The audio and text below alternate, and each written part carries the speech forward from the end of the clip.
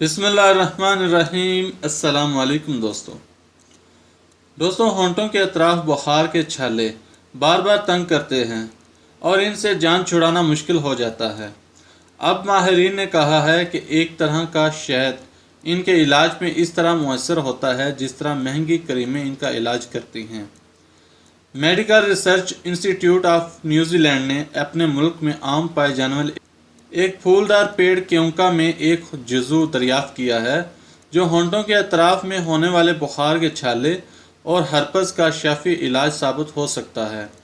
इस वक्त बाज़ार में जितनी भी क्रीमें दरियाफ्त हैं, शहद इसी रफ्तार से बुखार के छालों को ख़त्म करता है, हवा वो नाक पर हों या फिर होंठों के अतराफ पर नमदार होते हैं।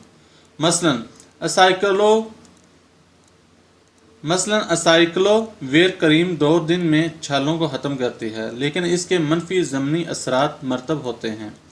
इस तनाज़र में ख़ास तबी शहद का इस्तेमाल बहुत मुफीद साबित हो सकता है, लेकिन शहद के लातदाद फ़वाइद और भी हैं जिनका शुमार मुश्किल है। शहद का इस्तेमाल हाजमे को दुरुस्त करता है, बेहतर नींद लाता है, जिगर को जहर से पाक करता है और जिस्मानी इन्फेक्शन को ख़त्म करता है।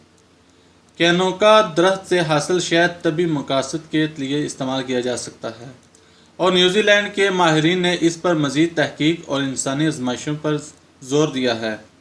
इब्तदाई तजर्बात में माहिरीन ने क्योंका दरख्त से हासिल शुदा शहद में 5% असाइक्लोवीर क्रीम मिलाई और इससे 952 मरीज़ों पर आजमाया और 5 रोज़ बाद छाला बिल्कुल गायब हो गया, जबकि दूसरी जानब सिर्फ शहद इस्तेमाल करने वालों में भी ऐन यही नताइज नमदार हुए। तहकीक के अगले मरहले में साइंसदान इस जुज़ू को तलाश करने की कोशिश करेंगे जो बुखार के छाले को ख़त्म करता है।